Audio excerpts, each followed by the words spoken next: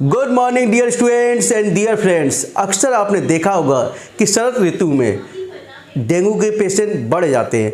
अक्सर ब्लीडिंग संबंधी समस्या उत्पन्न हो जाती है। अक्सर ऐसा क्यों होता है, आज इसी सब के संदर्भ में चर्चा करेंगे। हमारे सामने रहेंगे medical officers in Ayurvedic department doctor Aditya. आज अपने विचार बताएंगे किस प्रकार से शरद ऋतु में डेंगू के पेशेंट और ब्लड संबंधी डिसीज़ उत्पन्न होती हैं, ज़्यादा इनकी संख्या में वृद्धि होती है और इनको कैसे कम किया जा सकता है और किस प्रकार से इनको प्रिवेंट किया जाता है।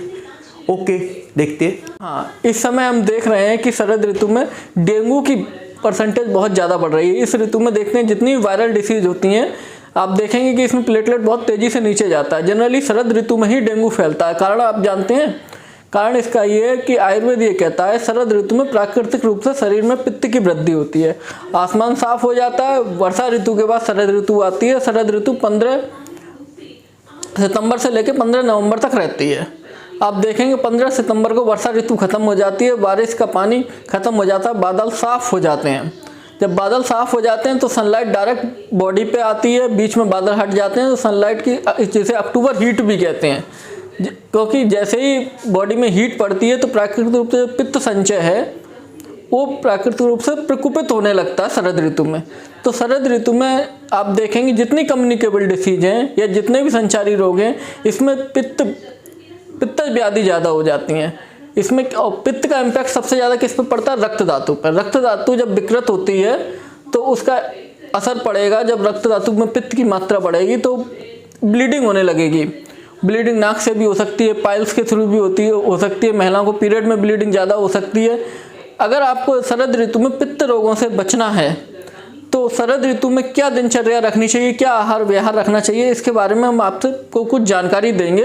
अगर आप इसका पालन करेंगे तो मैं कहता हूँ जितनी कम्युनिकेबल डिसीज हैं शरद ऋतु में आयुर्वेद में शरद ऋतु को आयुर्वेद में वैद्यों की माता भी कहा गया है, क्योंकि इसमें शरद ऋतु में कम्युनिकेबल डिसीज सबसे ज़्यादा होती है। पित्तज व्याधि और रक्तज व्याधि और त्वचा के रोग बढ़ जाते हैं। तो करना क्या है, शरद ऋतु में जब पित्त की वृद्धि होती है तो पित्त काय से बना है? जल तत्व से और अग्नि तत्व से।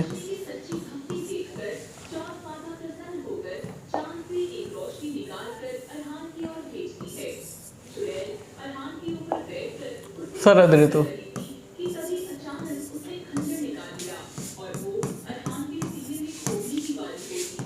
15 सितंबर से लेके 15 नवंबर तक चलती है और इसमें पित्त की वृद्धि होती है।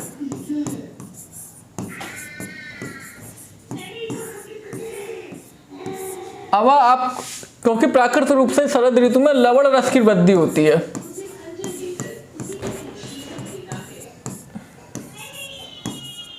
लवण रस, तो लवण रस को तो हमको क्या खाना है और क्या नहीं खाना है? लघु खाना है। लघु मतलब पचने में हल्का।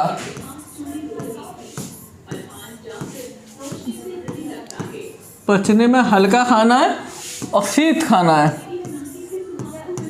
ठंडा, तासीर में ठंडा।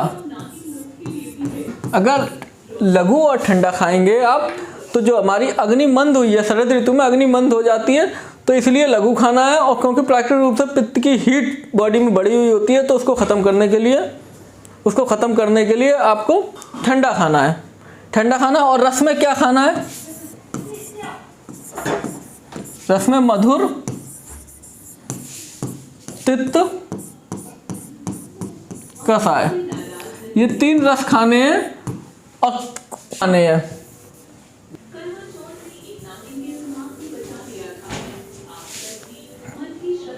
मधुर रस मतलब मीठा खाना है, मीठा खाना है, मीठा। तिक्त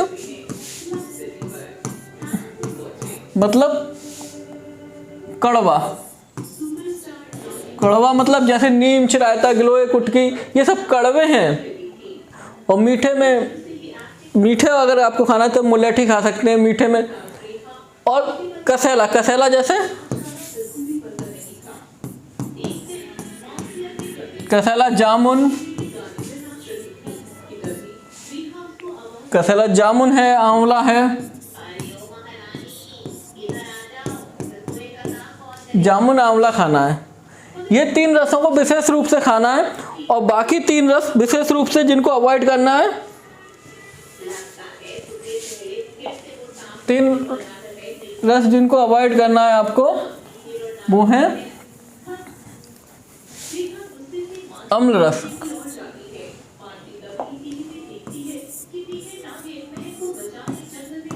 अम्ल रस यानी खट्टा, खट्टा तासीर में जितने रस होते हैं अधिकतर गर्म होते हैं, तो इस बात को ध्यान रखिए, खट्टे को अवॉइड करना है।